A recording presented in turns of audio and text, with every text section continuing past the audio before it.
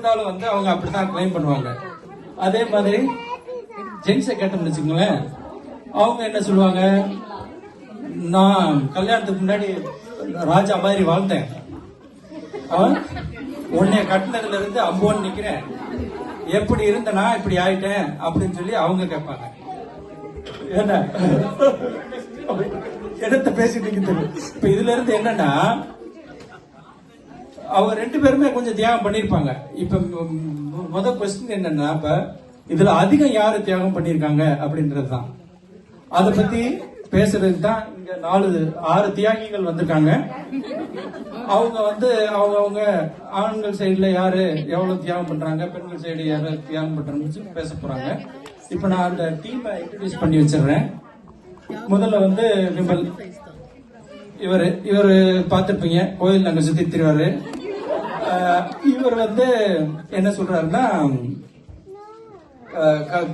பெண்கள்லாம் வந்து கல்யாணத்துக்கு அப்புறம் தான் அதை பண்ணக்கூடாது, இதை பண்ணக்கூடாது, அதை விட்டுறணும், இதை விட்டுறணும், காதல் கல்யாணமாவே இருந்தாலும் அதுக்கப்புறம் தான் அப்படி சொல்லுவாங்க, மனைவி ஆனதுக்கு அப்புறம் தான் மரணடி அடிக்கிறாங்க அப்படின்னு அவர் பேசுறாரு. அதற்கு அடுத்து ஆண்கள் சைட்ல பேசுறதுக்கு சரவணன், இவரு நான் கல்யாணம் பண்ணதே பெரிய தியாகம் தான், இதுக்கு மேல நான் தியாகம் பண்ணணும்னா நான் சன்னியாசியா தான் ஆகணும் அப்படின்றாரு அவரு. அவங்க என்ன இடம் மாதிரி உட்காந்துருக்காங்கன்னு நினைக்காதீங்க. அவங்க யோசிச்சு பார்த்தாங்க, பெண்கள் சைடுல என்ன பேசலாம், நம்ம வீட்டுல என்ன பண்றோம், ஒண்ணுமே பண்றது இல்ல. ஏதாவது பாப்பா அழுச்சுன்னு வச்சுங்க, என்னங்க அப்படின்னுவாங்க. தண்ணி கொட்டிடுச்சுன்னா என்னங்க அவர் ஓடி வந்து தின்னுவாரு. ஏதாவது ஒரு கரப்பாம்பிச்சு வந்துச்சுன்னா என்னங்க அப்படின்னு பதறி ஓடி வருவாரு. சோ நம்ம என்னங்கன்றத தவிர என்னத்தையுமே பண்றது இல்லையே, இங்க வந்து என்னத்தை பேசுறது அப்படின்ட்டு சரி நம்ம அவங்க பக்கமே பேசிடுவோம், அவங்க தியாகத்தை பேசிடுவோம்னு அவங்க வந்திருக்காங்க. அவங்க பேர் விமலா. ஆனா தமிழ் ரொம்ப நல்லா பேசுவாங்க, புலமை உள்ளவங்க, புக்கெல்லாம் எழுதியிருக்காங்க. அவங்க 3 பேர் வந்து ஆண்கள் சைடுல பேச போறாங்க. இந்த சைடு தீபா, இவங்க பெண்களேன்னு பேச போறாங்க. இவங்க வந்து ஸ்டார்ட் பண்ணப்ப நான் நல்லா பேசுவேங்க, வீட்டுல எல்லாம் கிழிச்சிருவேன். அவர் இருக்காரா வரல, ஆனா வந்து ஸ்டேஜ்ல இருக்கும்போது கொஞ்சம் பயம் அப்படின்னாங்க. ஆனா நீங்க பயப்படாதீங்க, நடுவர் நான் இருக்கேன், என்ன இருந்தாலும் பாத்துக்கோங்க, கேளுங்க. அடுத்து வந்து செல்வ மீனா, இவங்க வந்து என்னன்னா அங்க நம்ம பிராக்டிஸ் டைம்ல சொல்றாங்க, என்னோட ஹஸ்பண்டே நிறைய எடுத்துறாருன்னு. அவர் ஏன் எடுத்துட்டாருன்னா, இவங்களா பேச விட்டா அவர் நார் அடிச்சிருவாங்கன்றதுக்காக அவர் வந்து பட்டும் படாம எடுத்து கொடுத்துட்டு ஈயம் பூசின மாதிரி இருக்கணும், பூசா மாதிரி இருக்கணும்ன்றதுக்காக ஒரு லைட்டா பாயிண்ட்ல எடுத்து கொடுத்துருக்காரு. அடுத்து அவர் ராம், அவரு நல்லா பேசுவாரு. அவர் என்னன்னா, நம்ம தியாகத்தை பத்தி சொன்னா எவங்க கேக்குறாங்க, அதனால ஒரு சேஞ்சுக்கு அவங்க தியாகத்தை பத்தி பேசுவோம் அப்படின்னு அவங்க உட்கார்ந்துருக்காரு. இப்ப நம்ம ஆரம்பிச்சிடலாம்னு நினைக்கிறேன். நான் வந்து உதயங்க, இவங்க பேசலாம் கேட்டுட்டு எதுல நியாயம் இருக்குன்னு பார்த்து நான் வந்து தீர்ப்பு சொல்லலான் இருக்கேன். பாப்போம். முதல்ல விமல் அதிகம் தியாகம் செய்வது ஆண்களே என்ற வரிசையில் பேச வந்திருக்கார். வாங்க.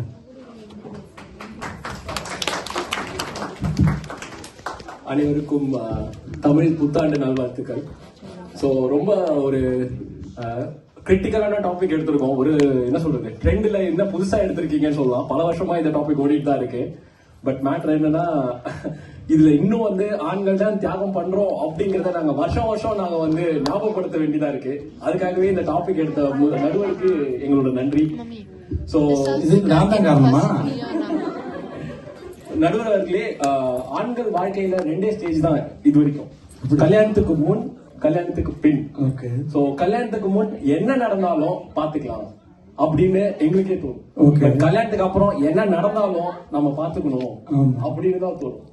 சோ இதுலதான் எங்களோட லைஃபே ஆரம்பிக்குது. முதல்ல சொல்லணும்னா, கல்யாணம் ஆனவங்களை பார்த்தா எல்லாரும் கேட்கறது ஒண்ணு, ஓகே உங்களுக்கு கல்யாணம் ஆயிடுச்சுன்னு. ஆனா அவங்களுக்கு தெரியாது அவங்க ஒரு லைஃப் டைம் சப்ஸ்கிரிப்ஷன்ல மாட்டிக்கிட்டாங்க அப்படின்னு சொல்லி.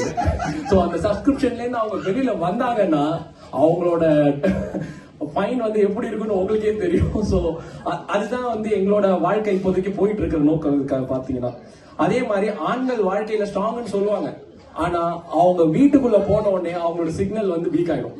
சோ ஏன்னு பாத்தீங்கன்னா அங்க வந்து ஜாமர் இருப்பாங்க, அந்த ஜாமர் யாருன்னு அவங்க எல்லாருக்கும்.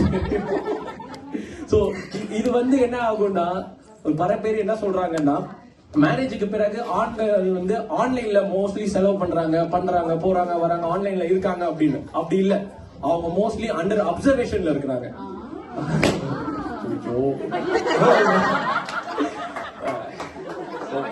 இது முதல் பட்டிமன்றம், முதல்ல பிடிக்கிற கொஞ்சம் அட்ஜஸ்ட் பண்ணி. நல்லா இருக்கு. ஆண்கள் வந்து என்ன நினைச்சுக்கிறோம், நம்ம தியாகம் பண்றது வந்து நமக்கு தெரியாமலே நம்ம தியாகம் பண்ணிட்டு இருக்கோம். நம்ம நினைச்சுக்கிறோம் நம்ம வாழ்க்கை கொடுக்குறோம். அது கிடையாது. நம்ம வாழ்க்கையை மொத்தமா கொடுக்குறோம். அவன் வாழ்க்கையை மொத்தமா தியாகமா கொடுத்துருவோம். வாழ்க்கையை எடுக்கிறேன்னு சொல்றாங்க அவங்க. அவங்க வாழ்க்கையை எடுக்கிறீங்கன்றாங்களே, எங்க வாழ்க்கையை கொடுக்குறோம் வேணாங்க. சரி. சோ இதுதான். சோ மேரேஜுக்கும் லவ்வுக்கும் முன்னாடி என்னென்ன டிஃபரன்ஸ் இருந்துச்சுன்னு சும்மா ஒரு லெவலா சொல்றேன் நான். என்னன்னா, மேரேஜ்னா வந்துட்டு லவ்னா வந்துட்டு ஃபீல் பண்றது முன்னாடிலாம். இப்ப மேரேஜ்னா ஃபுல்லா டீல் பண்றது. சோ அந்த டீலிங்ல இருந்து என்ன சொல்லுவாங்கன்னா, ஒரு கண்டிஷன்ஸ் அப்ளை வந்து உங்க இன்விடேஷன்ல போட்டிருப்பாங்க, அது உங்க கண்ணுக்கு தெரியாது. அது ஆண்கள் கண்ணுக்கு ஒரு 5-6 வருஷம் கழிச்சு தான் தெரியுது. அது என்னன்னா, அந்த கண்டிஷன்ஸ் அப்ளை ஒன்லி ஃபார் மென்னுக்கு என்ன வேணா நடக்கும் அப்படின்னு சொல்லி அதுல பிரிண்ட் போட்டிருக்காங்க. கீழே பிரிண்டர்ஸ் அவன் பேரை போட்டு மறைச்சு எங்களை ஏமாத்திடுறான். இப்ப அந்த கண்டிஷன்ஸ் அப்ளை என்னன்னு பார்த்தா, இஷ்டத்துக்கு என்ன வேணா வந்து எங்களை வந்து தியாகம் பண்றோம் அப்படின்னு சொல்லி எங்களை பேச வச்சு, எங்களை பாட வச்சு, எங்களை ஓட வச்சு எல்லாத்தையும் பண்றாங்க. சோ இதெல்லாம் வந்து எங்களுக்கு புதுசு. சொல்லணும்னா எனக்கு புதுசு. இன்னும் சொல்லணும்னா இன்னைக்கு அவங்க தானே பேச வச்சிருக்காங்க. நல்ல வேலை அவங்க இல்ல இன்னைக்கு, அதனால நான் தைரியமா பேசுறேன். சோ யா, பெண்கள் தனது வீட்டை விட்டு வந்துடுறோம், கல்யாணத்துக்கு அப்புறம் நாங்க வந்துடுறோம், எங்க அப்பா அம்மா விட்டு வந்துடுறோம், நாங்க வந்து உங்களுக்காக வாழ்றோம் அப்படி இப்படின்னு. இன்னைக்கு எத்தனை பேர் வந்து பையனோட அப்பா அம்மாவோட சேர்ந்து நம்ம வாழ்றோம். சோ பையனும் அதே தியாகத்தை பண்றாங்க. அது வந்து குடும்பத்துக்காக பண்றாங்க. அவங்க எல்லாம் சேர்ந்து தனியா வாழ்ந்து அவங்களுக்குன்னு ஒரு குடும்பத்தை ரெடி பண்ணி அவங்க எல்லாம் போய் அவங்க எல்லாத்தையும் பாத்துக்கணும் அப்படின்னு. ஆனா அந்த நியூக்ளியர் ஃபேமிலிலயும் அவங்க தனியா வெளியில போகும்போது மோஸ்ட்லி வந்து என்ன பண்ணுவாங்க, ஒரு தனி குடுத்துல போகும்போது அவங்க அப்பா அம்மா வீட்டு பக்கத்துலயே ஒரு 2 தெரு தள்ளி. யார் அப்பா அம்மா வீட்டு பக்கத்துல? பொண்ணோட வீட்டு பக்கத்துல. ஓகே. ஒரு 3 வீடு தள்ளி இருந்துப்பாங்க. ஆனா உண்மையில யார் வீட்டை விட்டு வர்றது? யார் வர்றது? நீங்க. அந்த பையன் தான். அப்படியா? அந்த பையங்க. நீங்க அந்த பையன் அல்ல, அவர்தான். ஓகே. மேலும் ஒரு ஆண் வந்து தனது உணர்ச்சிகளை வந்து வெளிப்படுத்துறது வந்து ஒரு ரேரா நடக்கும். அவன் எல்லாத்துக்குமே சிரிப்பான். சோ அவனுக்கு ஒரு கஷ்டம்னு வந்ததுன்னா அவனுக்கும் கஷ்டம் வரும், கவலை வரும், ஸ்ட்ரெஸ் வரும். சோ அதை வந்து அவன் குடும்பத்துக்கு காட்டாம அவன் ஒரு தியாகியா வந்து அந்த இடத்துல நின்று மத்தவங்களுக்கு அவன் சப்போர்ட் பண்ணி பேசி அவன் குடும்பத்தையும் அவன் வந்து வழி நடத்தி கொண்டு போய் அவனுக்கும் அவன் செல்ஃப் மோட்டிவேஷன் பண்ணி, சோ இவ்வளவு தியாகமும் அவர் ஒருத்தர் பண்றாரு. சோ என்ன பொறுத்த வரைக்கும் ஆண்கள் வந்து நிறைய தியாகங்கள் பண்றாங்க. அது தியாகம்னு தெரியாமலே பண்றாங்க. அது வந்து எப்போ வந்து தெரிய வருது அப்படின்னா, அன்லெஸ் அன்டில் வந்து ஏதாவது ஒரு பிரச்சனை நடக்குது, ஓகே அப்படி நீங்க தியாகம் பண்ணிட்டீங்களா, ஓகே நன்றி வணக்கம் அப்படின்னு சொல்லி முடிச்சிடுறாங்க அந்த விஷயத்தை. ஆனா வந்து பெண்கள் ஒரு சின்ன விஷயத்த பண்ணாலுமே இல்ல ஒரு பெரிய விஷயத்த பண்ணாலுமே அது வெளியில பெருசா தெரியுது. சோ அதுதான் எங்க 2 பேருக்கும் உள்ள வித்தியாசம் நான் சொல்ல வரேன். அதே மாதிரி பாத்தீங்கன்னா இங்க பல ஆண்கள் வந்து அவங்களோட ஆசைப்பட்ட வேலையை வந்து செய்யறது இல்லை. அப்படி ஆசைப்பட்ட வேலை கிடைக்கிறது வந்து பாத்தீங்கன்னா ரொம்ப நாள் ஆகும். ஆனா அவங்க குடும்பத்துக்காக என்ன வேலை கிடைக்குதோ அதை எடுத்துக்கிட்டு அதை வந்து அவங்களுக்கு பிடிச்ச வேலையா மாத்திக்கிட்டு குடும்பத்துக்காக கஷ்டப்பட்டு அவங்க ஒரு தியாகம் பண்ணி தான் வந்து அந்த குடும்பத்தை வழி நடத்துறாங்க. சோ நமக்கு ஒரு பிரச்சனை வருது அப்படின்னு ஒரு பெண் நினைக்கும் போது யார் ஃபர்ஸ்ட் தோணுவாங்கன்னா அவங்க அப்பா, இல்ல ஒரு அண்ணன், இல்ல அவங்க வீட்டு கணவர், இல்ல அவரோட தம்பி. இந்த மாதிரி ஆளுங்க தான் ஃபர்ஸ்ட் அவங்களுக்கு தோணுவாங்க, ஓகே நம்ம அப்பா கிட்ட போய் இது சொல்லலாம் அப்படின்னு சொல்லி. சோ எந்த பிரச்சனை வந்தாலும் அவங்களுக்கு சப்போர்ட்டிவா கொடுக்கறதுக்கு வந்து ஒரு ஆண் வருவாரு. அந்த தியாகத்தை வந்து அவர் பண்ணி அதுக்கப்புறம் வந்து ஓகே அவங்க என்ன பண்ணாலும் நாங்க பாத்துக்கலாம் அப்படின்னு சொல்லி அவங்களுக்கு ஒரு சப்போர்ட்டிவா இருக்கிறது எல்லாமே ஒரு ஆண்கள் தான். சோ இதுல இருந்து என்ன சொல்றேன்னா, முடிவா ஒண்ணு சொல்லிக்கிறேன் நடுவரே, இது வந்து ஒரு போட்டி இல்ல, ஆனா வந்துட்டு இது வந்து ஒரு உண்மையை பேச வேண்டிய நேரம். சோ ஆண்களின் வாழ்க்கையை குடும்பத்திற்காக அர்ப்பணிக்கிறார்கள். ஆனா வந்து அந்த தியாகம் வந்து அமைதியானது, ரொம்பவே ஆழமானது. சோ இப்போ நீங்க வந்து எங்களுக்கு சாதகமா நீங்க திருப்பி கொடுக்கறதுனால ஒரு 2 நாள் சாப்பாடை வந்து உங்க வீட்டுல தியாகம் பண்ண வேண்டியது இருக்கும். நீங்க தயவு செய்து மாத்தி இதெல்லாம் நான் எழுதல, இதெல்லாம் என் மனசுல உண்மையா நான் சொல்றேன். இந்த வீடியோ யாரும் அனுப்பிடாருங்க எங்கேயும், யாரும் எடுக்கல, அதான் அது நான் இல்ல. சோ அதான். சோ என்ன சொல்ல வரேன்னா, பெண்களோட தியாகம் ஒரு ஹிஸ்டரி அப்படின்னா ஆண்களோட தியாகம் என்னைக்கு அது ஒரு மிஸ்ட்ரியா தான் இருக்குமே தவிர்த்து வெளியில தெரியவே தெரியாது. இத்துடன் என்னுடைய உரையை முடித்துக் கொள்கிறேன். நன்றி, வணக்கம். நன்றி விமல் அவர்களே, ரொம்ப நல்லா பேசினாரு. இதுக்கு மேல ஒருத்தன் தியாகமே பண்ண முடியாது அப்படின்ற அளவுக்கு பேசியிருக்காரு. இந்த பக்கத்துல தீபா என்ன செய்யறாங்க பார்ப்போம் வாங்க. பெண்களே என்றாரு தீபா.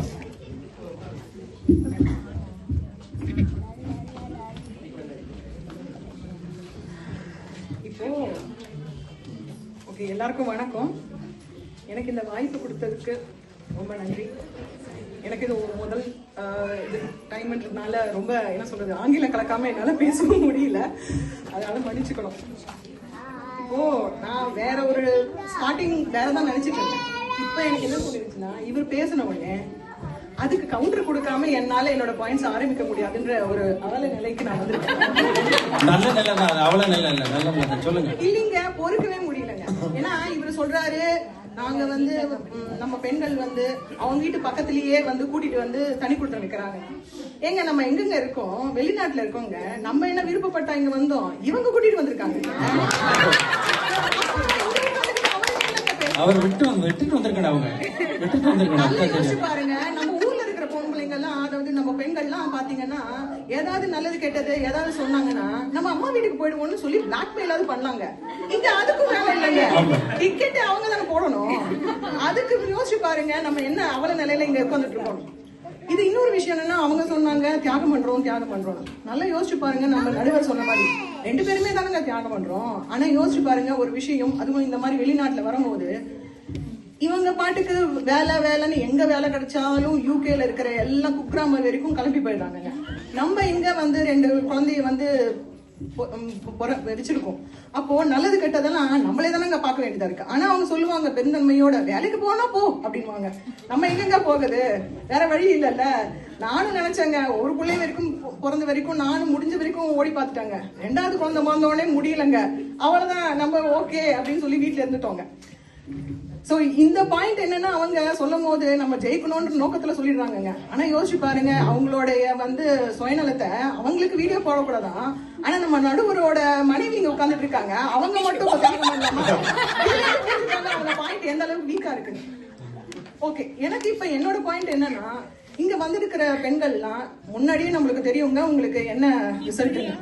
ஆனா இங்க ஒரு நல்ல சந்தோஷமான விஷயம் என்னன்னா, நம்ம மனைவிமார்களோட வந்திருக்கிற கணவன்மார்களை கேட்டு பாருங்க. இன்னைக்கு அவங்களும் இன்னைக்கு பெண்களே தான் சொல்லுவாங்க. ஏன்னா நாளைக்கு சண்டே, சுட ஆத்தி டிஃபன் வேணும். அப்ப யோசிச்சு பாருங்க, நான் வேற எதுவும் சொல்லலைங்க, நான் ஒண்ணு பிளாக்மெயில்லாம் சொல்லலைங்க. நான் சொல்ல வருது என்னன்னா, அந்த மாதிரி ஒரு பெண்கள் வந்து இன்னைக்கு அவங்களுக்கு கொடுக்கணும்னா அதுக்கு தியாகம் பண்றதே நம்ம பெண்கள் தானங்க. இல்லைன்னா அவங்களுக்கு உட்கார இடத்துல இருந்து எப்படி இருக்கும்.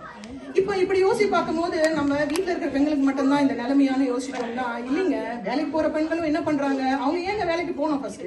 ஏன்னா பாத்தீங்கன்னா வீட்டுல நம்ம என்ன செஞ்சாலும் நம்மளுக்கு ஒரு அப்ரிசியேஷனோ ஒரு பேட் இந்த பேக் கடைக்கு போறது இல்லைங்க. அவங்க என்ன சரி நினைச்சாங்க, இங்க ஒண்ணு வேலைக்கு ஆகாது, நம்ம வேலையில போய் நம்மளோட திறமையை காமிச்சு அந்த அப்ரிசியேஷன்லயே மனசை உயர்த்திக்கிட்டு போயிடலான்னு. ஆனா யோசிச்சு பாருங்க, வீட்டுல இருக்கிற பொம்பளைங்க எல்லாம் நம்ம என்ன பண்ணிடுறோம், இதுலயே ஸ்ட்ரெஸ் ஓடிட்டு ஒரு பாயிண்ட் ஆஃப் டைம்ல நம்ம என்ன யோசிக்கிறோம்னா, சரி நம்ம இவ்வளவுதான் செய்யறோம், திடீர்னு நம்ம கணவன்மார்கள் என்ன சொல்றாங்கன்னா, நீ குண்டாயிட்ட, உனி வந்து ஒரே மறதியா இருக்கு அப்படி இப்படின்னு சொல்றாங்க. நம்மளும் யோசிச்சு பார்த்துட்டு அப்புறம் பார்த்தா நம்ம அம்மா சொன்னது தாங்க ஞாபகம் வருது. ஏன்னா இப்ப ஃபாரின் மாப்பிள்ளன்னு சொல்லி நல்லா இருக்கலாம், சூப்பரா இருக்கலாம் சொல்லி அமுச்சு விட்டாங்க. இங்க வந்தா நம்மளுக்கு கழுவுறதும் துடைக்கிறதும் அதே தாங்க போயிட்டு இல்லைங்களாங்க. ஆனா அப்படி யோசிச்சு பார்க்கும்போது பாத்தீங்கன்னா, அம்மா சொன்னது ஞாபகம் வந்துச்சுங்க, நீங்க ஒன்னும் தப்பா நினைச்சுக்காதீங்க, நான் திருப்பி வேலைக்கு தான் போயிடுவேன், அதெல்லாம் முடியாதுங்க குழந்தைய வச்சுக்கிட்டு. ஆனா என்னன்னா, இன்னைக்கு கூகுள் பார்த்துட்டு என்ன எனக்கு எதுவோ நான் ஏதோ மாதிரி இருக்கு. என்னன்னா அந்த அக்கா சொல்லிச்சு, உனக்கு வந்து மெனபாஸ் வந்துருச்சுன்னு சொல்லுதுங்க. ஆனா யோசிச்சு பாருங்க, அது கூட நம்மளுக்கு தெரியாம நம்ம என்னதான் செய்யணும்னு தெரியாம அந்த தியாகத்தையும் நம்மளுக்கு என்ன நடக்குதுன்னு தெரியாம தாங்க நம்ம இன்னைக்கு இருக்கோம். ஆனா யோசிச்சு பாருங்க, நான் சொல்லும் போது கூகுள் அக்கான்னு சொன்னேன், அதை யோசிச்சு பாத்தீங்களா? ஏன்னா இன்னைக்கு கூகுள் பிச்சைன்னு எல்லாரும் சொல்லி பாராட்டுறாங்க, அதுக்கு பின்னாடி நம்ம கூகுள் தான் இருக்கு, அதுவும் சொன்னதெல்லாம் செய்யுது, அதுவும் அதுக்கு என்ன சொல்றது, எதுவும் எதிர்பார்ப்பு இல்லாம செய்யுதுன்னு. ஆனா யோசிச்சு பாருங்க, இதுல அதெல்லாம் தாங்க சொன்னேன் கூகுள் ஒரு அக்கான்னு. ஏன்னா நம்ம எதுவும் பொம்பளைங்க நம்மளும் செய்யறதுனாங்க கூகுளுக்கு செய்யுது. ஆனா பாராட்டைகள்லாம் பாத்தீங்கன்னா கூகுள் பிச்சைக்கு தானங்க போகுது. அது நாங்க வீட்டில் நடக்குது, வெளியில நடக்குது. நியாயம் தானே? இப்போ பட்டிமன்றம்னு சொன்ன உடனே பாத்தீங்கன்னா நம்மளுக்கு பாரதி பாஸ்கர் இல்ல நம்ம இவங்கெல்லாம் ஞாபகம் வரும். நம்ம ராஜா இல்லைங்க, நான் இப்ப ஃபர்ஸ்ட் இருந்தோடனே நான் அப்படிலாம் யோசிச்சுட்டு ஓகே சொல்லிட்டாங்க. அப்புறமா தான் இப்ப பார்த்தானா எனக்கு மேல கை கால இப்ப நிறுத்திட்டு இருக்குங்க, வாயில வார்த்தை கூட கரெக்டா வேணாலும் தெரியலங்க. ஆனா எனக்கு ஒரு வாய்ட்டும் தொய்வா ஆகும் போது எனக்கு பிடிச்ச ஒருத்தர் பாத்தீங்கன்னா, அதான் அம்மா சொல்லியிருக்காங்களே படிச்ச படிப்பு எல்லாம் வேகாது, கூகுளுக்கு தாங்க போறேன். கூகுளுக்கு போயிட்டு அவங்கள பர்வீன் சுல்தானான்னு அவங்க எனக்கு ரொம்ப பிடிக்குங்க. அவங்களோட பேச்சுதான் இன்னைக்கு எனக்கு ஒரு உற்சாகத்தையும் ஒரு இதையும், நம்ம பெண்கள்னா ஓகே இன்னைக்கு இருக்குல்ல, நம்மளுக்கு என்னன்னே தெரியாம நம்ம இருக்கோம், இல்ல நம்மளாலே ஏதாவது பண்ண முடியும்ன்ற ஒரு உத்வேகம் தாங்க இன்னைக்கு எனக்கு இங்க எடுத்துச்சு. அப்ப அவங்க சொல்லும் போது எப்பயுமே என்னன்னா, ஏதாவது ஒரு விஷயத்த நல்ல விஷயத்த சொல்லிட்டு கடந்துட்டு போயிட்டேன்னு சொல்லுவாங்க. அந்த மாதிரி எனக்கு அவங்க சொன்ன விஷயம் என்ன கடந்துட்டு போலான்னு தோணுச்சுன்னா, நம்ம பெண்கள் நினைச்சதெல்லாம் செய்யறது மட்டும் இன்னைக்கு பெண்கள் உரிமை இல்ல, நினைக்க விருப்பப்படாததையும் நம்ம செய்யாம இருக்கிறது தான் நம்மளோட பெண்கள் உரிமை. அத மாதிரி யோசிக்கும் போது எங்க வீட்டுல ஒரு விஷயம் நடந்துச்சுங்க. அதுக்கு முன்னாடி நம்ம பாத்தீங்கன்னா இன்னைக்கும் காலங்கள்ல பெண்கள் அன்னைக்கு மட்டும் நம்ம பாட்டிமார்களோ அம்மாமார்களோ தான் தியாகங்கள்லாம் பண்ணிருக்காங்களா? நம்ம நிலைமை என்னன்னு யோசிக்கும் போது இப்ப ரீசெண்டா என்ன ஆயிடுச்சுன்னா, என் பொண்ணு கேட்டுச்சுங்க, அம்மா உனக்கு என்னப்பா பிடிக்கும், உனக்கு என்ன சாப்பிட பிடிக்கும், ஏன்னா மதர்ஸ் டே வந்துச்சு இல்லையா, அவங்க டிரைவிங் ஏதாவது ரெஸ்டாரண்ட் கூட்டிட்டு போறாங்க. எனக்கு நிஜமாவே சொல்ல தெரியலங்க, எனக்கு என்ன கலர் பிடிக்குது, என்ன சாப்பிட பிடிக்கும் தெரியலங்க. ஏன்னா ஒவ்வொரு வாட்டியுமே நம்ம என்ன பண்றோம், ஹஸ்பண்ட் உனக்கு இதுதான் நல்லா இருக்கு, இல்ல இதுல உங்ககிட்ட இல்ல அப்படின்னு சொல்லி நம்மள கடை கூட்டிட்டு போய் பண்றாங்க. ஆனா இப்போ சாப்பிட பிடிக்குமா, அவங்களுக்கு இதுதான் பிடிக்கும், அவங்களுக்கு செய்யறது நம்ம அப்படிதான் செய்யறோம். சோ நம்மளுக்கு என்ன பிடிக்கும்னு தெரியலங்க. அப்படி இருக்கும் போது நான் யோசிச்சு பார்க்கும்போது, ஆனா என் பொண்ணுக்கு இன்னும் 3 மாசத்துல பர்த்டே வருது, அது சொல்லிச்சு எனக்கு இதுதான் வேணும், எனக்கு அந்த கேக்கு தான் வேணும்னு சொல்லும் போது, ஏன்னா அது நம்ம வயத்துல பிறந்தது எப்படிட்டா இது மட்டும் இப்படி விவரமா இருக்குன்னு நினைக்கும் போதுதான் தோணுச்சுங்க. நம்ம என்ன செஞ்சிருக்கோம், அன்னைக்கு அம்மா நம்மளுக்கு பால் சாதம் ஊட்டி நம்மள வளர்த்தாங்க. அப்பயே சொல்லும் போது, தங்கச்சியா பிறக்கும் போது அண்ணனுக்கு நீ விட்டு கொடுக்கணும், ஏன்னா அண்ணன் உனக்கு தான் சீர் செய்ய போகுது. அப்ப அக்காவை பிறக்கும் போது தம்பிக்கு விட்டு கொடு, ஏன்னா அவங்க உனக்கு அம்மா, அவளுக்கு நீ அம்மா மாதிரின்னு. சோ அப்பயே நம்மளுக்கு பால் சாதத்தை சேர்த்தே நம்மளுக்கு இந்த தியாகத்தை எல்லாம் ஊட்டி தாங்க வளர்த்துருக்காங்க. அப்படி நினைக்கும் போது இப்ப பாத்தீங்கன்னா இன்னைக்கு நம்ம தலைவர் ஐ திங்க் ரொம்ப சந்தோஷப்படுவாருன்னு நினைக்கிறேன். ஏன்னு கேக்குறீங்களா? ஏன்னா பால் சாதம் ஊட்டி நம்ம வளர்ந்துருக்கோம். அதனால இன்னைக்கு இங்க பட்டிமன்றத்துல இன்னுமே நம்மளுக்கு இங்கிலீஷ் மாதிரி படங்கள்லாம் நல்ல சாதனை படைச்சாலும் இன்னைக்கும் நம்ம நடுவருக்கு இந்த டவுட் வந்திருக்கு பாருங்க. அதனாலதான் இந்த டாபிக் வச்சிருக்காங்க இல்லையா? ஆனா அப்போ இன்னைக்கு நம்மளுக்கு இவ்வளவு தூரம் பேசும்போது நம்மளுக்கு நம்ம தலைவர் நம்மளுக்கு பெண்கள் அப்படின்னு தான் நம்மளுக்கு இன்னைக்கு தீர்ப்பு கொடுக்க போறாங்க இல்லையா? ஆனா நாளைக்கு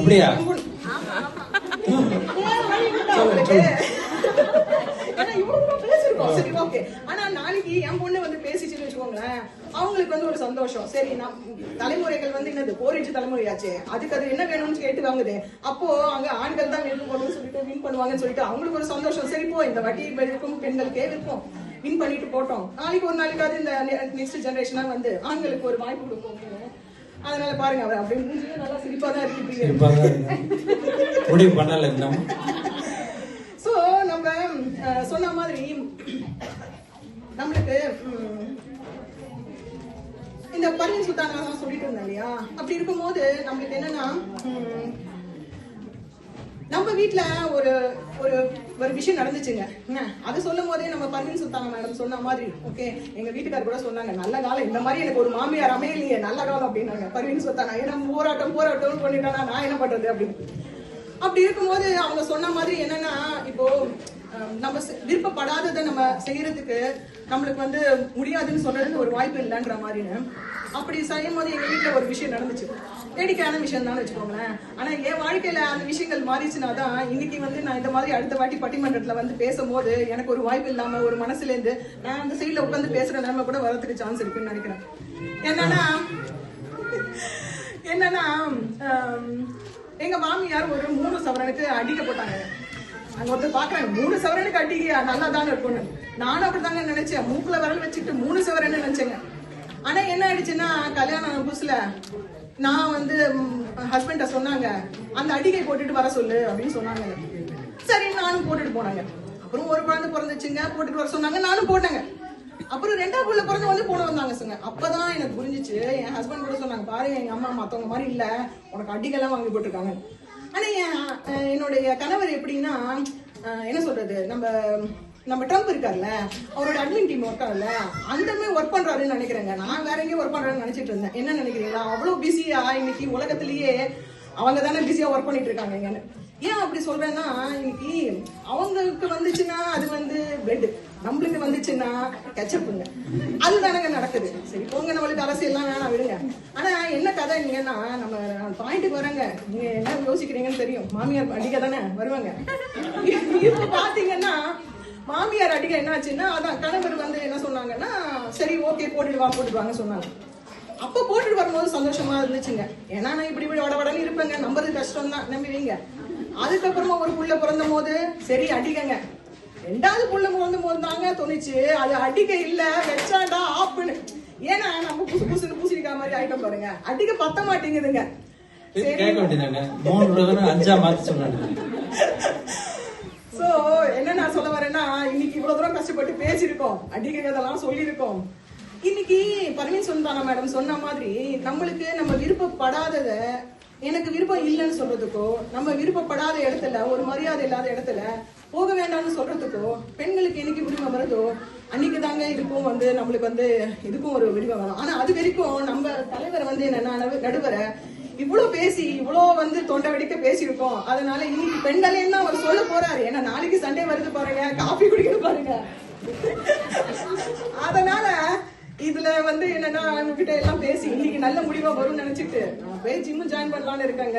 எதுக்குன்னு கேக்குறீங்களா, அடுத்த மாசம் திருப்பியும் வந்து ஒரு ஃபங்க்ஷன் வருதுங்க, அடிக்க வேண்டாம் ஞாபகம் இருக்குல்ல, அதுதாங்க. நன்றிங்க வாய்ப்பு கொடுத்ததுக்கு ரொம்ப நன்றி. இப்ப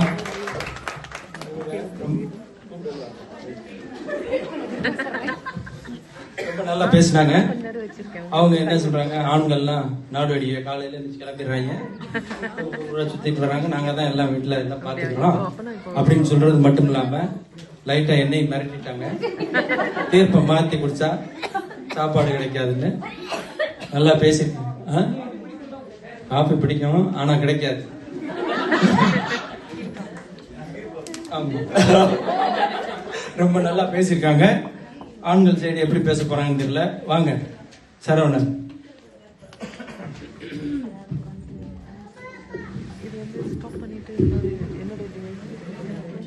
ஹலோ ஹலோ ஹலோ. எனக்கு தாங்க ஃபர்ஸ்ட் வாட்டி இந்த மாதிரி பேசுறேன், அதனால கொஞ்சம் அட்ஜஸ்ட் பண்ணிக்கோங்க. இந்த கிராஸ் டாக்கிங் நோ. அவையோருக்கும் நம் நடுவருக்கும் என் முதற்கண் வணக்கத்தை தெரிவித்துக் கொண்டு என் கன்னி பேச்சை தொடங்குகிறேன். பொதுவா நம்ம சமூகம் எப்படி பார்க்கணும்னு தெரியுமா நடுவர்களே? ஒரு பொண்ணு வீட்டுல கொஞ்சம் அடங்காம இருந்தாங்கன்னா உடனே அவங்க பெற்றோர்கள்லாம் என்ன சொல்லுவாங்க அப்படின்னா, இதெல்லாம் புருஷன் வீட்டுல போய் வச்சுக்கோமா அப்படிம்பாங்க. அதே ஒரு பையன் செஞ்சுட்டு இருந்தா இவனுக்கு ஒரு கால் கட்டு போட்டா சரியாயிடும். அது என்ன அர்த்தம்னா, அவங்களுக்கு நல்லா தெரியும் ஒரு பையனுக்கு கல்யாணம் பண்ணி வச்சா அவன் சோழி காளி. ஒண்ணுமில்ல, ஒரு விளையாட்டு மைதானத்துல போய் அங்க இருக்கிற திருமணமான ஆண்களை எண்ணி பார்த்தாலே, எத்தனை பேர் இருக்காங்கன்னு பார்த்தாலே திருமணத்துக்கு பிறகு நம்ம ஆண்கள் செய்கிற தியாகம் எங்க ஆரம்பிக்கணும் உங்களுக்கு தெரிய ஆரம்பிக்கும்.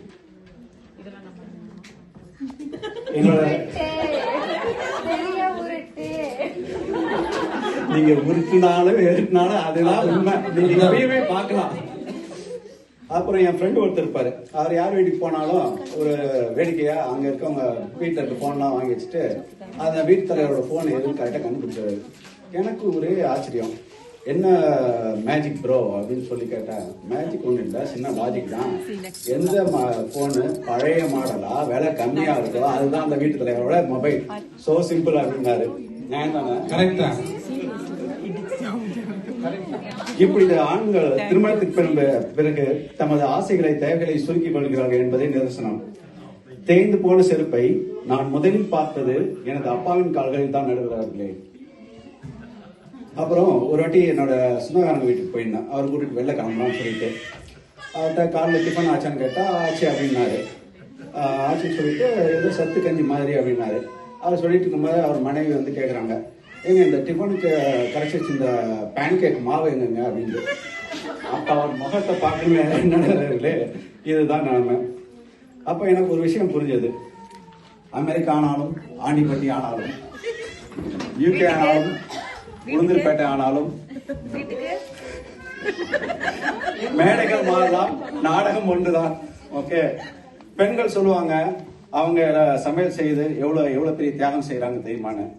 ஆனா அவங்க என்ன சமைச்சாலும் எப்படி சமைச்சாலும் மூஞ்ச சிரிச்ச மாதிரியே வச்சுக்கிட்டு அதை சாப்பிட்டுட்டு எழுந்திருக்கிறோம் பாருங்க, அதுதான் அதை விட பெரிய தியாகம். ஆமாவா இல்லையா?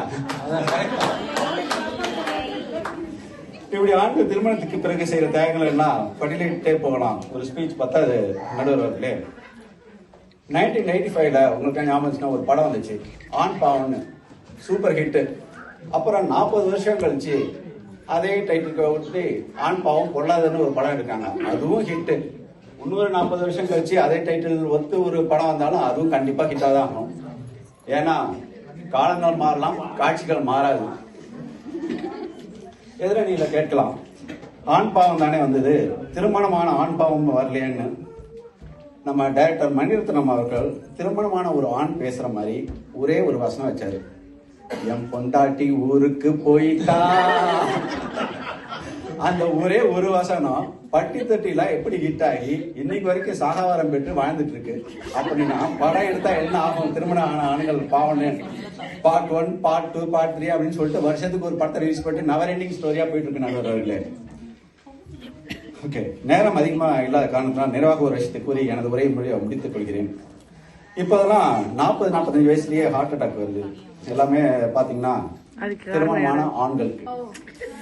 ஒரு கெட்ட பழக்கமும் இல்ல, ஆனாலும் வருது. இதுல இருந்து திருமணமான ஆண்கள் தியாகம் செய்து செய்து எவ்வளவு மனவாரத்துடன் வாழ்ந்து கொண்டிருக்கார்கள் என தெரிந்து கொள்ளலாம்.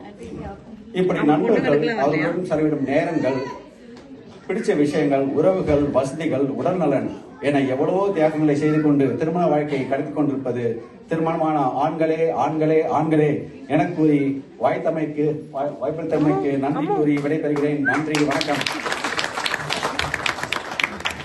நன்றி சரவணன் அவர்களே, ரொம்ப நல்லா பேசினாரு. ஆண் பாவம் பொல்லாதது, ஆணே பாவம் அப்படின்னு சொல்லி முடிச்சிருக்காரு. பாப்போம். அடுத்து செல்வ மீனா பெண்கள் சைட்ல பேசுறது. எல்லாருக்கும் வணக்கம். இந்த வாய்ப்பு கொடுத்ததுக்கு ரொம்ப நன்றி. அதாவது இந்த டாபிக் கேட்டானே வந்து திருமண வாழ்க்கையில் தியாகம் செய்வது வந்து ஆண்களா பெண்களா அப்படின்னானே எப்பயும் போல சரி பெண்கள் சைடு தான் ஆப்வியஸ்லி நம்ம சூஸ் பண்ண போறோம். சரி ஆண்கள் சைடு அவங்களோட பெர்ஸ்பெக்டிவ் என்ன அப்படின்னு புரிஞ்சுக்கலாம் அப்படின்னு சொல்லிட்டு எங்க வீட்டுக்கார்ட்ட கேட்டேன், எப்ப அப்படி கல்யாணத்துக்கு அப்புறம் நீங்க என்னென்ன தியாகம் பண்றீங்க அப்படின்னு. அப்பதான் தெரிஞ்சிச்சு தியாகம்னா என்னன்னு ஒரு புரிதலே இல்லாம ஆண்கள் இருக்காங்க அப்படின்னு. அதே பாயிண்ட் தான் எல்லாரும் ஒரே அளவு மூளை இருக்குன்னு எனக்கு அப்பதான் தெரிஞ்சிச்சு. ஏன்னா நாங்க வந்து எங்க அம்மா அப்பா விட்டுட்டு வந்து இருக்கோம், அது பண்ற பெரிய தியாகம். நினைச்சோடனே ஃபன் ட்ரிப்பு போக முடியல, வெளியே போக முடியல, பொண்டாட்டிட்ட பெர்மிஷன் கேட்க வேண்டியதா இருக்கு அப்படின்னு. அப்புறம் பர்சனல் ஸ்பேஸே இல்ல எனக்கு கொஞ்சம் கூட அப்படின்னாங்க. அப்புறம் ரெஸ்பான்சிபிலிட்டிஸ்லாம் ரொம்ப அதிகமாயிடுச்சு அப்படின்னா நானும் ஒரு நிமிஷம் ஆடி போனேன், இவ்வளவு தியாகம் பண்றாரா வீட்டுக்காரர், கேட்டோன்னு கடகடன்னு சொல்றாரு அப்படின்னு. அப்புறம் தான் யோசிச்சு பார்த்தேன், ஆமா இதெல்லாம் நம்ம ரொம்ப வருஷமா பண்ணிட்டு தானே இருக்கோம், ஏன்னா இவங்க மட்டும் அதை தியாகம் சொல்றாங்க. அது கிட்டத்தட்ட தீபா சொன்ன மாதிரிதான், இதெல்லாம் தியாகமா அப்படின்னு கேட்டிருப்பாங்க. அவங்க பண்ணா அது தியாகம், நீ பண்ணா அது கடமை. ஓகேவா? இப்ப நம்ம என்ன அம்மா அப்பா கூடயா இருக்கோம், என்ன அம்மா அப்பா வீட்டுக்கு பக்கத்துல நாங்க குடியிருக்கோமா? கான்டினென்ட்டே தாண்டி கூட்டு வந்து உட்கார வச்சுக்கிட்டு ஒரு ஜிபே எல்லாம் ஒண்ணு இல்ல, உங்களை மட்டுமே நம்பி வந்து உட்கார்ந்து இருக்கிறதாங்க வெளிநாட்டு வாழ் மனைவிகள். ஓகேவா? ஊர்ல வந்து 100 ஹெல்ப் கிடைக்கும், அம்மா அப்பா ஓடி வருவாங்க. இங்க இல்ல அதுதான் சொல்றேன், இவ்வளவு தியாகத்தை பண்ணி உங்களை மட்டுமே நம்பி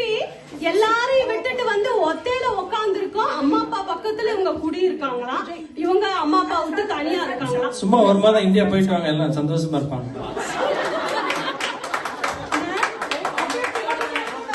நினைச்ச உடனே வெளிய போக முடியலையா? ஏங்க இன்னைக்கு வர்றதுக்கு முன்னாடி எல்லாரும் டின்னர் பண்ணி வச்சுட்டு தானே வருவீங்க. எத்தனை ஆண்கள் வந்து இன்னைக்கு இங்க சாப்பாடு போடுறாங்கன்னே அப்பாடா இன்னைக்கு எனக்கு வேலை இல்ல அப்படின்னு நிம்மதி அடைஞ்சிங்க? யாருமே கிடையாது. பெண்கள் ஆனா உடனே நிம்மதி அடைஞ்சிருப்பான், ஒரு சமையல் வேலை மிச்சம் அப்படின்னு. அந்த மாதிரி தாங்க மென்டல் ஸ்ட்ரெஸ் பெண்கள் வந்து கேரி பண்ணிக்கிட்டே இருக்காங்க. ஆண்கள் வந்து அவங்க பக்கம் என்ன சொல்லுவாங்க அப்படின்னா, நாங்க வந்து எங்க ஃபியூச்சரை பத்தி அதிகமா யோசிக்கிறோம், பொருளாதார சுமைகள் வந்து எங்களுக்கு கண்டிப்பா இருக்கு. கண்டிப்பா ஆண்களுக்கு வந்து அது நிறைய இருக்கு. இன்வெஸ்ட்மெண்ட், சேவிங்ஸ், ஃபியூச்சரை நினைச்சு கண்டிப்பா கவலை இருக்கு. ஆனா வீட்டு சுமையோட சேர்ந்து அந்த பொருளாதார சுமையும் உங்க கூட சேர்ந்து சுமக்கிறது வந்து பெண்கள் தான். அதனால எங்களுக்கு தான் வந்து அதிகமான ரெஸ்பான்சிபிலிட்டிஸ். இந்த மாசம் இந்த செலவுக்கு எங்க மிச்சம் பிடிக்கணும், ஏமா பார்த்து செலவழிமா அப்படின்னு ஒரே வார்த்தையில சொல்லிட்டு போயிருவீங்க. அதை எங்க மிச்சம் பிடிக்கணும், அதுக்கு எந்த குழிய தூக்கி எந்த குண்டுல போடணும்னு அதையும் சேர்த்து யோசிக்கிறது வந்து பெண்கள் தான். நீங்க அதுக்கு மேல நீங்க இந்த குழந்தை வளர்ப்பெல்லாம் பத்தி நீ தியாகம் நீ பேசிடவே கூடாது. ஏன்னா உங்களுக்கு தான் கடவுள் அந்த ஃபியூச்சர்ஸ வச்சிருக்காரு, எங்களுக்கு வைக்கல. இல்லன்னா நாங்க அப்படியே இங்க இருந்து எடுத்து இங்க வச்சிருப்போம் அப்படின்னு எதையாவது உருட்ட வேண்டியது. இப்ப ஒரு குழந்தை காலையில 8 மணிக்கு ஸ்கூலுக்கு போகுதுன்னா 7 மணிக்கே அந்த பிள்ளைய நீ கிளப்பணும். அதுக்கு 6 மணிக்கே நீ எந்திரிக்கணும். அதுக்கு 5:30க்கே நீ சமைக்க ஆரம்பிக்கணும். நாளே அதுக்கு நீ ஊற போடணும். இப்படி மென்டல் ஸ்ட்ரெஸ் பின்னாடி போய்கிட்டே இருக்குங்க. காலைல எந்திரிச்சு 7:45 இவங்க எந்திரிச்சு அதை கொண்டு போய் அந்த கார்ல இறக்கி விட்டு வருவாங்க. பாத்தியா, குழந்தை வளர்க்கறதுல நான் உனக்கு எவ்வளவு ஹெல்ப் பண்ணிட்டேன். இதான் அவங்க சொல்ற தியாகம், அவங்க சொல்ற பர்சனல் ஸ்பேஸ் மிஸ்ஸிங். எங்க வீட்டுல எல்லாம் ஒரு 4 பேர் இருக்காங்க, எங்க தெருவுல ஒரு 4 பேர் இருக்காங்க. நாளைக்கு காலையில கிளம்பிடுவாங்க ஜடேஜா மாதிரி பேட்டத்துக்கு. பெரிய கிரிக்கெட் வீரர்னு நினைப்பு அது ரொம்ப நாள் மனசுல வச்சிருந்தேன், நித்தம் கேட்டேன் நானு. அதுக்கப்புறம் மிஸ்ட்ரி, ஹிஸ்டரி, காலி வாலின்னு ஏதாவது ரைமிங்க தூக்கிட்டு வந்துட்டு எதையாவது பேச வேண்டியது. 2 வார்த்தை கிடைச்சிடக்கூடாது.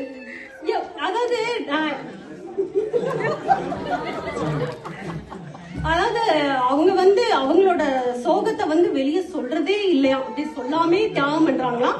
நாங்க வந்து ஒரு சின்ன விஷயம்னாலும் உடனே எக்ஸ்பிரஸ் சொல்ல முடியாது. நாங்க இத்தனை கத்துனாலே உங்களுக்கு காது கேட்காது.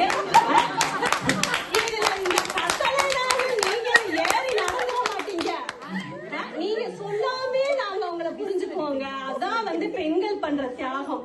உங்க முகத்தை பார்த்து உங்க குறிப்பறிஞ்சு அதுக்கேத்த மாதிரியே நடந்து செலவு பண்ணி இதே எங்களுக்கு பிடிக்காத வேலையை நாங்க பார்த்து குடும்பத்துக்காக கஷ்டப்படுறோம் அப்படின்னு தெரியல. எல்லாரும் எங்க சிஇஓவா இருந்திருப்பாங்க, அது அடுத்த விஷயம். ஆனாங்க இப்ப எங்களுக்கு நாங்க பாக்குற வேலையை பிடிக்காத வேலைன்னு நாங்க சொல்லவே முடியாதுங்க. எங்க பிள்ளைகளை வளர்க்கறதையும் குடும்பத்தை பாத்துக்கிறதையும் பிடிக்காத வேலைன்னு எங்க வாயில இருந்து வரவே கூடாது. அப்படி சொன்னாலே மதர்ஹுட் இஸ் a privilege, நீ எப்படி அதை அப்படி துச்சமா பேசலாம் அப்படின்றாங்க. எனக்கு இன்னைக்கு கஷ்டமா இருக்கு, எனக்கு இன்னைக்கு ஒரு நாள் லீவ் வேணும்னு கூட நான் சொல்லக்கூடாது. கடையில வாங்கி சாப்பிட்டா கூட 10 பாத்திரம் வந்துருதுங்க. அது எப்படின்னு இன்னைக்கு வரைக்கும் தெரியலைங்க. அது கூட அந்த கவர்லயே வச்சு தின்னுறானாலும் விளக்கிக்கிட்டே இருக்கேங்க, சிங்கு கிட்ட. நான் ஒன்னும் சொல்லிட்டேன், அந்த வாலி வழியாவே நான் உள்ள ஓடி இருப்பேன். கடையிலே போய் சாப்பிடுங்க, போய் சாப்பிட மாட்டாங்க. அதாவது உங்களோட சேர்ந்துங்க எல்லா சுமைகளையும் சுமக்குறோம். பொருளாதார சுமையை சுமக்குறோம், பிசிக்கல் ரெஸ்பான்சிபிலிட்டிஸ், மென்டல் ரெஸ்பான்சிபிலிட்டிஸ் எல்லாமே சுமந்து ரெடியா இருக்கோம். நாளைக்கு எம்மா எனக்கு இந்த வேலைக்கு எனக்கு பைனான்சியலா எனக்கு ஒரு ஹெல்ப் பண்ணுமானா அன்னைக்கு அவங்க சட்டியை கீழே போட்டு ஹேண்ட்பேக் தூக்கிட்டு வேலைக்கு போகவும் நாங்க ரெடியா இருக்கோங்க. எல்லா ரெஸ்பான்சிபிலிட்டிஸ் எல்லா இதுமே ஆணுக்கும் இருக்கு பெண்ணுக்கும் இருக்கு, அதை நான் இல்லைன்னு சொல்லல. ஆனா கண்டிப்பா உங்களை விட எங்களுக்கு கொஞ்சம் அதிகமாவே இருக்கு. அதனால தியாகம் பண்றது பெண்கள் தான். இது தீர்ப்பு சொல்லிதான் இல்ல, இதுதான் உண்மை. சூப்பர், நல்லா பேசுறீங்க. சொல்லுங்கடா. சொல்றாங்க ஆண்கள் நீங்க என்ன சம்பாதிக்கிறீங்க, நாங்க தான் சேமிச்சு வைக்கிறோம். அதுக்கு மேல எக்ஸ்ட்ரா வேணும்னாலும் வீடு வாங்கணும்னாலும் நாங்க வேலைக்கு போக ரெடி, நீங்க என்னத்தை சம்பாதிக்கிறீங்க அப்படின்னு கேட்கறாங்க.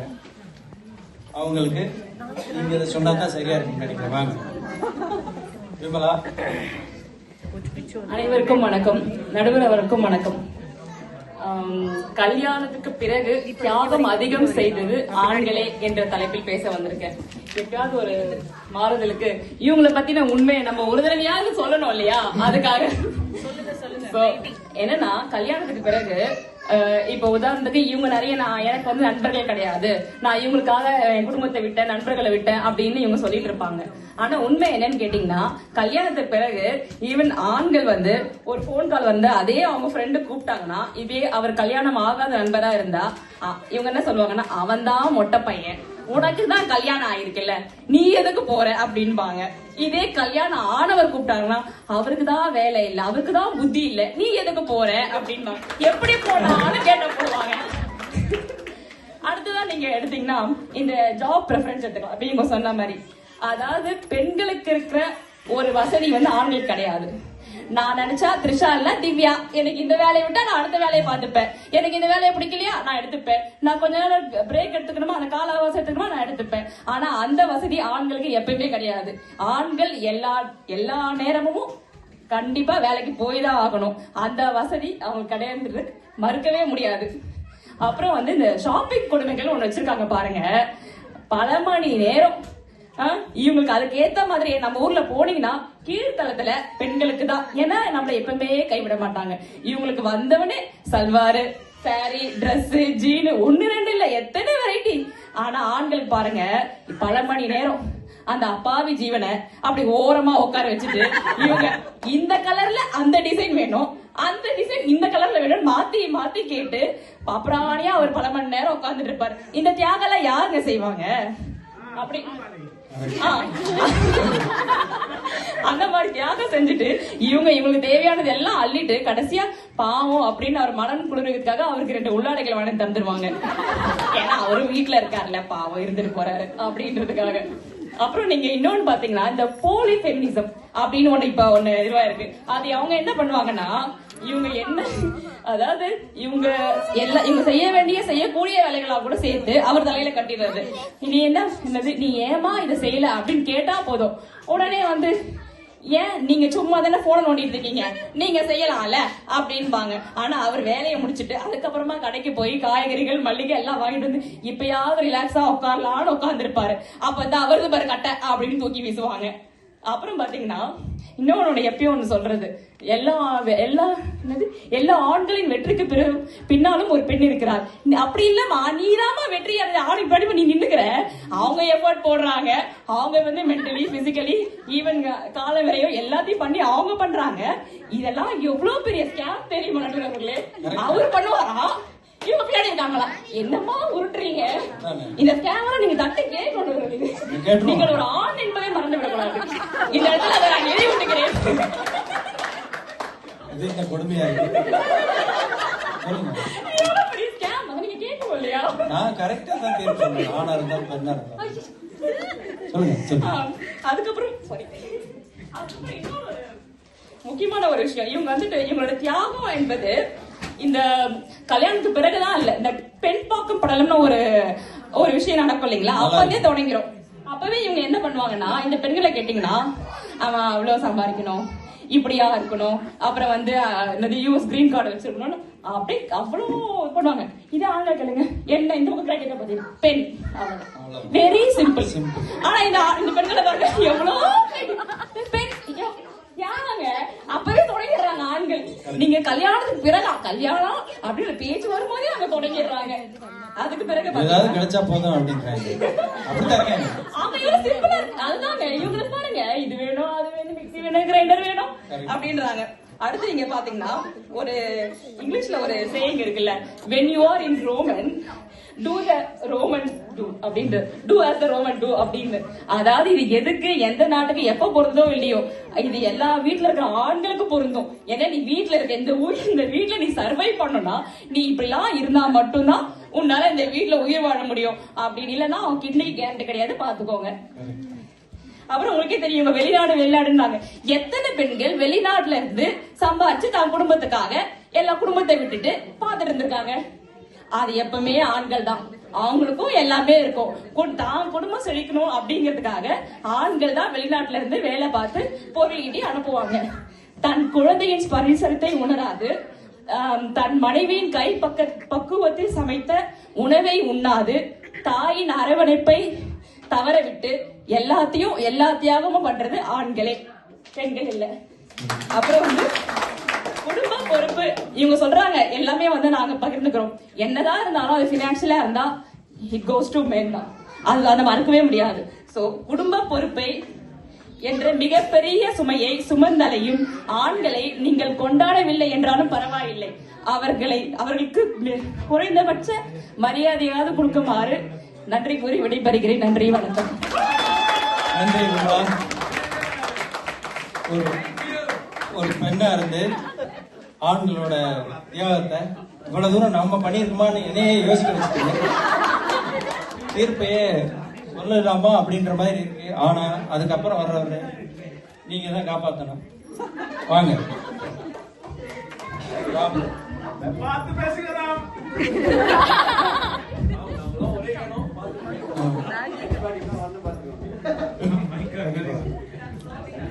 ஹலோ, கேக்குதுங்களா? இல்ல திருப்பி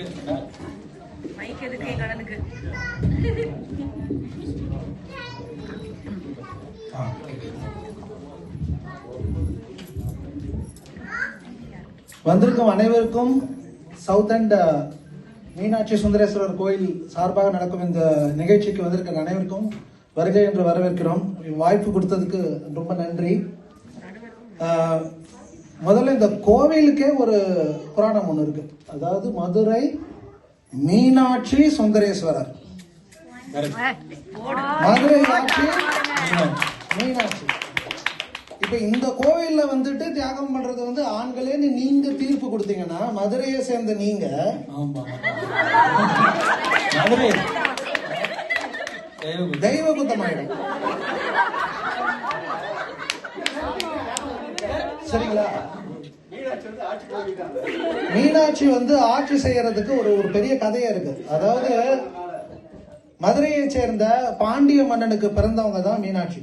பிறக்கும் போதே மீன் போன்ற கண்கள் அவங்களுக்கு. மிகச்சிறந்த வீராங்கனை.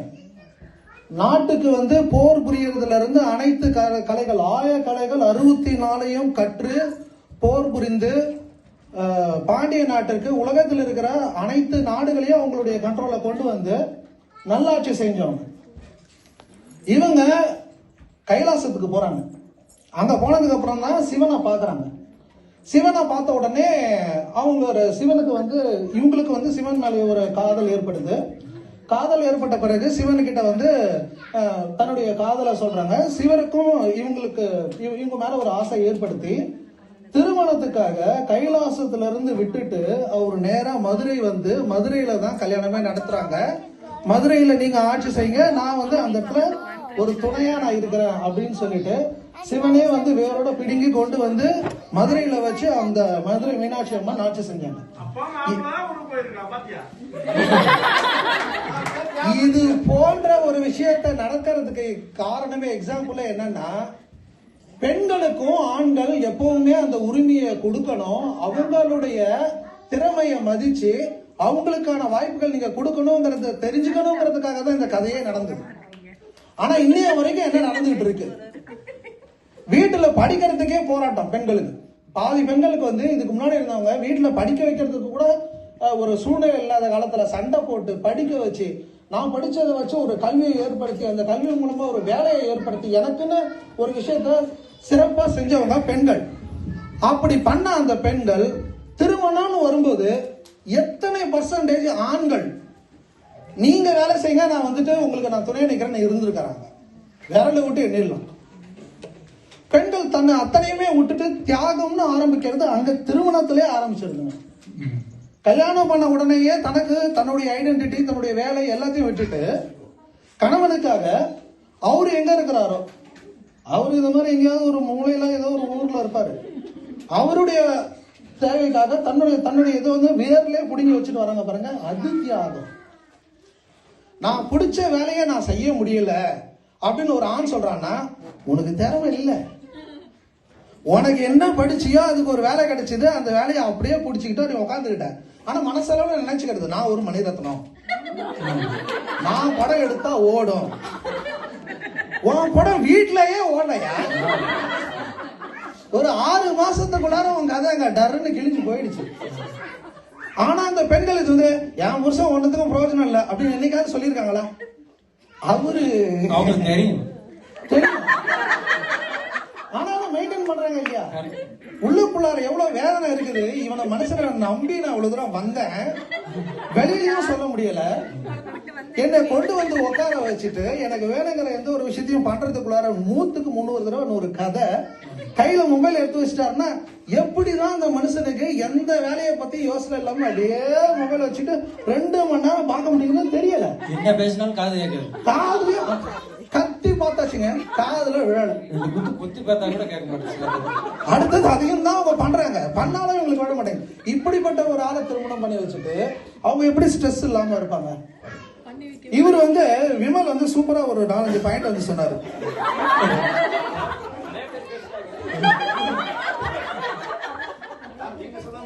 ஆண் தியாகம் அமைதியானது, ஆழமானது. இப்ப வந்து இந்த பெண்கள் வந்து அவங்க சொன்னாங்க, நான் என்னதான் பண்ணாலும் அந்த மனுஷன் அப்படியே அமைதியா இருக்கானே, அந்த மாதிரி உட்காந்து நமக்கு என்னான்னு எதையாவது பார்த்துட்டு ஏதாவது ஒரு சிந்தனையில இருக்கும்போது வீட்டை சுத்தி 1000 பிரச்சனை இருக்கும், எதுவுமே கண்ணில் தோணாது, அப்படியே அமைதியா உட்காந்துருப்பாரு. பிடிச்சு வச்சு பிள்ளையார் மாதிரி ஒரு ஓரமா உட்காந்து. அதுக்கு என்ன பேருன்னா தியாகமா? அமைதியான உட்கார்ந்து இருக்கிறதுக்கு பேரு தியாகம்னா அது தியானம். தியானம் சொல்லுங்க. என்ன இருக்கிற வேலைகள் அத்தனையும் நம்ம செய்யணும். ஒரு குடும்பம் நடத்துறதுங்கிறது வந்து சாதாரணமான விஷயமே கிடையாதுங்க. எல்லாருமே என்ன பண்றாங்கன்னா வெறும் பணம் மட்டும் நான் சம்பாதிச்சு கொடுக்குறேன், எனக்கு அதை நினைச்சு நான் யோசிச்சுக்கிட்டே இருக்கேன், அதுதான் எனக்கு வந்து சிரமம்னு நினைக்கிறாங்க. 1 நாள் இல்ல 2 நாள் நீங்க பொண்டாட்டி ஊருக்கே போயிட்டான்னு கூட வச்சுக்கோங்க, ஊருக்கு போகும்போது நடுவர்களே ஊருக்கு போகும்போது கூட அவங்க ஒய்ஃபால நிம்மதியா போக முடியாதுங்க. வீட்டை நான் போயிட்டு வந்ததுக்கு அப்புறம் எந்த நிலைமையில அந்த மனுஷன் வச்சிருப்பாப்ல, போட்ட இடத்துல இருக்கும், கழுவ முடியாது. இப்ப சொன்னாங்கல்ல ஒரு 2 விஷயம் வந்து ஒரு கடையில இருந்து வாங்கினா கூட எப்படின்னு தெரியல 20 பாத்திரம் வந்துருக்கு. இவரை ஒரு 3 நாள் விட்டுட்டு போனா வீட்டை அலங்கோலப்படுத்தி ரணகலம் ஆக்கி நடுவுலயே பூந்து போய் பட்டுருவார். ஒரே குப்பையும் மூலமா அந்த இடத்துல இருக்கும். வீட்டை ஒரு குலைச்சி நாசம் பண்ணி வச்சுட்டு என்னன்னா ஒய்ஃப் வந்ததுக்கு அப்புறம் எல்லாம் கிளீன் பண்ணிடுவாங்க, அப்படியே இருப்பாங்க. வந்து இவங்க அத்தனையும் எடுத்து போட்டு திரும்ப கிளீன் பண்ணி ரெடி பண்ணி வைக்கிறதுக்கு போது அவங்களுக்கு இருக்கிற இந்த மென்டல் பிரஷர் இருக்கு தெரியுங்களா? இது வந்து ஒரு பார்ட்டவே நினைக்கிறது கிடையாது. எத்தனை வேலைகள் பெண்கள் செய்யறதை இன்னைக்கு வந்து மதிக்கிறாங்கன்னு பாத்தீங்கன்னா, யாருமே பணம் சம்பாதிச்சா மட்டும்தான் உங்களுக்கு வந்து தியாகம் மாதிரியும், அவங்களுக்குள்ளார ஓடிக்கிட்டு இருக்க அந்த பிரச்சனைகள், தான் குழந்தைங்களுக்கு செய்ய வேண்டிய வேலைகள், கணவருக்கு செய்ய வேண்டிய வேலைகள், குடும்பத்துக்காக செய்ய வேண்டிய வேலைகள், அதை நினைச்சு ஏங்குற அந்த ஏக்கங்கள், இது எதுக்குமே வந்து ஒரு வேல்யூவே இல்லை. இது ஆண்கள் வந்து இதுல ஒரு 2 வேலையை செஞ்சுட்டாங்கன்னு வச்சுக்கோங்களேன். ஒரு தடவை பெருகிட்டனா தோபரமா நான் பெருகிட்டமா ஒரு 4 பேர் சொல்லி காமிச்சிடும். வீடியோ வேற எடுத்து வச்சுட்டாங்க. அது என்ன ரீசன் வச்சுக்கோங்களேன், ஆண்களுக்கு எப்பவுமே ஒரு பழக்கம் என்னன்னா, அவங்க போய் ஒரு இடத்துல 4 வேலை செய்யறாங்கன்னா அதுக்கு ஒரு ரெகக்னிஷன் வந்துடணும். வரலன்னா அதை வந்து மெயில் அடிச்சு பேசியாவது நான் இதை பண்ணேன்னு சொல்லி ஒரு 4 பேர் ஒரு ரெகக்னிஷன் கொடுத்தா மட்டும்தான் அவங்களுக்கு ஒரு திருப்தி. ஆனா பெண்களுக்கு இதுவரைக்கும் எந்த ஒரு விஷயம் தான் பண்ணாலுமே ஒரு ரெகக்னிஷன் வெளியில, ரெகக்னிஷன் விட்டுருங்க, அதை செஞ்சாங்கிற ஒரு எண்ணம் கூட ஆணுக்கு இருக்கிறது கிடையாது. இவ்வளவு வேலையும் செஞ்சு தான் மேலேயே ஒரு டவுட் ஆகி நான் செஞ்சது சரியா இல்லையாங்கிறதுக்கான ஒரு வேலிடேஷன் இல்லாம அவங்களே அவங்கள மனசுக்குள்ளார ஒரு குழப்பத்துக்குள்ளார வாழ்ந்துகிட்டு அந்த மென்டல் பிரஷர்லயும் குடும்பத்தையும் சந்தோஷமா வச்சுக்கிட்டு வாழ்றாங்கன்னா அதுதான் உண்மையான தியாகங்கிறது தான். 24 மணி நேரமும் அவங்களுக்கு லீவுங்கிறது கிடையவே கிடையாது. ஒரு நாள் கூட ஓய்வுங்கிறது கிடையாது. பிசிக்கலும் கிடையாது, மென்டல்லையும் கிடையாது. டார்ச்சர் அனுபவிச்சுக்கிட்டு சந்தோஷமா இருந்தா யாராவது பார்த்திருக்கீங்களா? ஒரு குழந்தை பிறந்த முதல்ல 6 மாசம் வரைக்கும் அந்த மனைவியுடைய வாழ்க்கை அதுதான். சரியான டார்ச்சர். ராத்திரி பூரா குழந்தை வந்து தூங்காம அழுதுகிட்டு இல்ல விளையாடிக்கிட்டு ஏதோ ஒண்ணு பண்ணி நம்மள தூங்கவே விடாது. அதுவும் பாத்தீங்கன்னா அப்பவும் அப்பா கிட்ட போகாது, அம்மாவை தான் போட்டு வச்சிருவாரு பண்ணும். ஆனாலும் அம்மா வந்து என்ன நினைச்சுக்குவாங்கன்னா அந்த குழந்தை வந்து தன்னோட ரெஸ்பான்சிபிலிட்டின்னு எடுத்துக்கிட்டு அந்த தூக்கத்தையும் கெடுத்துக்கிட்டு தன்னோட உடல்நிலையும் கெடுத்துக்கிட்டு மனசையும் வருத்திக்கிட்டு வச்சுக்கிட்டு பக்கத்துல பாத்தீங்கன்னா ஒரு நிம்மதியா தூங்கிட்டு இருப்பாரு. கோபம் வருமா வராதா? செமையா வரல. அடுத்த நாள் வந்து அவங்க குதிச்சு கத்த ஆரம்பிச்சிட்டாங்கன்னா நீ ஏன் அவ்வளவு டென்ஷன் ஆகுற? அதுக்கு ஒரு டைலாக் வேற. வேலைக்கு போயிட்டு வந்த டயர்டா? இவரு வேலைக்கு போயிட்டு வந்தா டயர்டா?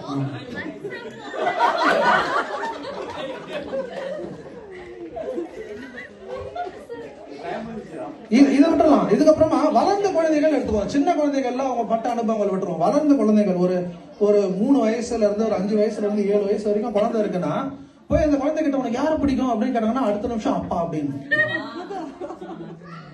இந்த குழந்தைக்காக எவ்வளவு வேலைகளை செஞ்சவங்க அம்மா. சரிங்க, அப்பா அங்க பக்கத்துல உட்காந்துட்டு வருவாரு, விளையாடுவாரு.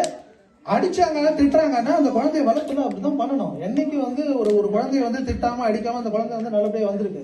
இவங்க இதெல்லாம் கண்டிப்பா நடந்துக்கிறாங்கிற காரணத்துக்காக குழந்தைக்கு அம்மாவை பிடிக்காது. ஆனாலும் அம்மா அந்த கண்டிப்பை விடாம அந்த குழந்தைக்கு என்ன பண்ணணுமோ அந்த கண்டிப்பை நடத்தி தன்னுடைய கடமையை ஆற்றுவாங்க.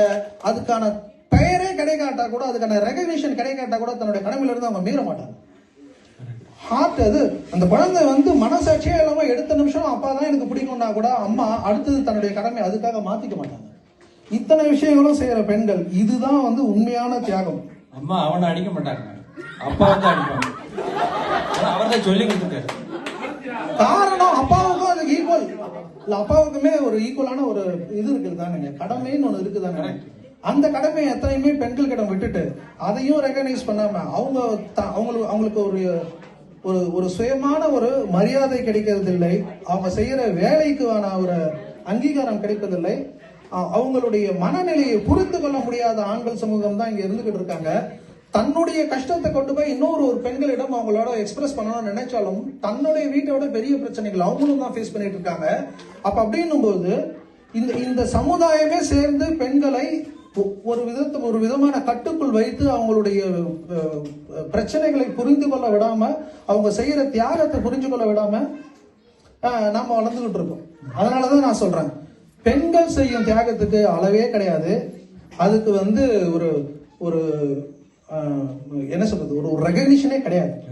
நீங்களும் சேர்ந்து ஆண்களே தியாகம் செய்தாங்கன்னு சொன்னீங்கன்னா அது நீங்க பெண்களுக்கு மட்டும் இல்ல, உங்க அம்மா தங்கச்சி எல்லாருக்குமே நீங்க செய்கிற இது வந்து ஒரு சாபம்.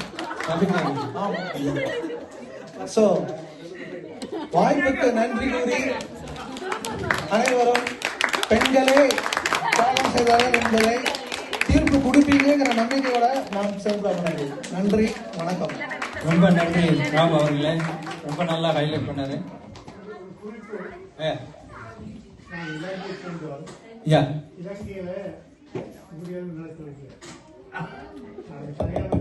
கொண்டாடி விட்டு தான் போகணும்.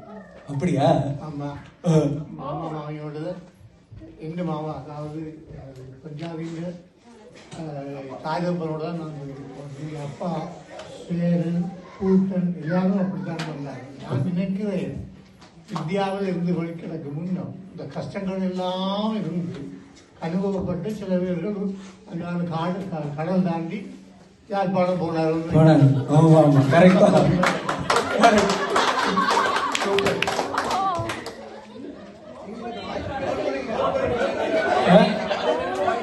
அருமையான பாயிண்ட் வந்திருக்கு. ராம் நல்லா பேசினாரு. அவர் என்ன சொல்றாருன்னா, பெண்கள் தான் எல்லா தியாகம் பண்றாங்க, ஆண்கள் தியாகமே பண்றது இல்லை அப்படின்னு சொல்லியிருக்காரு. எல்லாருமே நல்லா பேசினாங்க. இப்ப என்ன தீர்ப்பு சொல்றதுன்னு எனக்கு தெரியல. பேசாம அதிகம் தியாகம் பண்ணது நான் தான் சொல்லிட்டு போயிடலாமான்னு யோசிக்கிறேன். ஆனா வெளியில போக முடியாது, அதனால நம்ம ஏதாவது உருப்படியா சொல்லி ஆகணும். பார்ப்போம். இப்ப எல்லாரும் பேசுறாங்க. இப்ப ஆண்கள் சைட்ல எடுத்துப்போம். முதல்ல ஆண்கள் சைட்ல என்ன சொல்றாங்க, அவங்க கல்யாணம் ஆனதுக்கு அப்புறம் ஒரிஜினாலிட்டியே போயிடுச்சு, ஃபுல் ஹேண்ட் ஷர்ட் போட்டா நல்லா இல்ல, ஆஃப் ஹேண்ட் ஷர்ட் போடுன்றாங்க. ஒரு கைலி ஃப்ரீயா இருக்கலாம், கைலியை கட்டணும், அதை போடக்கூடாது அப்படின்னு சொல்லி மாத்துறாங்க. இதை பண்ணாத அதை பண்ணாத அப்படின்னு சொல்லி ஏதாவது சொல்லிக்கிட்டே இருக்கிறாங்க. இப்ப ஒரு சின்ன பையன் இருக்கான்னு வச்சுக்கோங்களேன். சின்ன பையனா இருக்கும் போதே அவன் வந்து ஒரு அஜித் ரசிகரா இருக்கான்னு வச்சுக்கோங்களேன். அவன் என்ன பண்ணுவான், தெருவா அலைஞ்சு விஜய் படத்தெல்லாம் கிழிச்சு என்ன அஜித்தே கடவுளே அப்படின்னு சொல்லி விளாண்டு தெரியுமா. கல்யாணம் ஆகுது, கல்யாணம் ஆகி ஒய்ஃப் வந்தாச்சு. சும்மா இருக்க மாட்டான் அவன். ஒய்ஃப்கிட்ட கேட்கிறான், உனக்கு யாரு பிடிக்கும் அப்படின்னு. விஜய் அண்ணா அப்படின்றான். விஜய் அண்ணாவா? யாரு? இந்த ஆக்டர் விஜய் அப்படின்றான். ஓ அப்படியா, உங்களுக்கு அப்படின்னு அவன் கேட்கிறான். என்ன சொல்றான், உங்க அண்ணனையே எனக்கு பிடிக்காது, இந்த விஜய் அண்ணா வேற அப்படின்னு மைண்ட்ல நினைச்சுக்கிட்டு பிடிக்குமா அப்படின்ற பிடிக்கும் பிடிக்காத மாதிரி ஒரு வட்டமா மண்டே ஆட்டுறான். அதுக்கப்புறம் பார்த்தா அவன் எல்லா விஜய் படத்துக்கும் அவங்க கூப்பிட்டு போறாங்க. அவன் என்னன்னா அவன் ஃப்ரெண்ட்ஸ் கேட்கறாங்க, என்னடா கல்யாணத்துக்கு முன்னாடி இப்படி இருந்த இப்படி ஆயிட்ட அப்படின்னா. அதுக்கு இவன் ஒரு தத்துவம் சொல்றான், காதலித்து பார் உன்னை சுற்றி ஒளிவட்டம் தெரியும், கல்யாணம் பண்ணி பார் கருணாகும் உன் கழுத்தை நெரிக்கும் அப்படின்னா. கருணாகம் வந்து என்ன பண்ணுமா, சீறிக்கிட்டே இருக்குமா, கொத்தாது. கொத்துனா எதுக்கு விஷத்தை வீணாக்கணும்னு கொத்தாது, சீறிக்கிட்டே இருக்கும். ஆனா நம்மால கொத்திருமோ அப்படின்னு ஒரு பீதியிலேயே வாழ்ந்தாங்க. இப்படி பீதியிலே வாழ்ந்துட்டே இருக்கும்போது அப்படி வாழ்க்கை ஓட்டிட்டு இருக்கான். எப்பயாவது பொண்டாட்டி ஊருக்கு போனா ஒரு மாதம் 2 மாதம் அவன் அஜித் ரசிக்கிற மாதிரி அவன் ஃப்ரெண்ட்ஸ் எல்லாம் கூப்பிட்டு குத்தாட்டம் போட்டு கொண்டாடிட்டு இருக்கான். திருப்பி பொண்டாட்டி வீட்டுக்கு வந்ததும் விஜய் ரசிக்கிற மாதிரி வீடு வீடா போய் விசில் கோலம் போட்டுறான். இப்படி இருக்கு அவங்க குழப்பு போச்சு. அவங்க ஒரிஜினாலிட்டியில ஓட்ட விழுந்துருச்சுன்னு அவங்க சொல்றாங்க. இப்போ பெண்கள் சைடு எடுத்துக்கலாம். பெண்கள் சைடு என்ன சொல்றாங்க, எங்களுக்கு ஒரு பேர் இருந்துச்சு, ஊர் இருந்துச்சு, வீடு இருந்துச்சு, கல்யாணம் பண்ணி நாடு கடத்துற மாதிரி வீடு கடத்திட்டு வந்துடுறாங்க.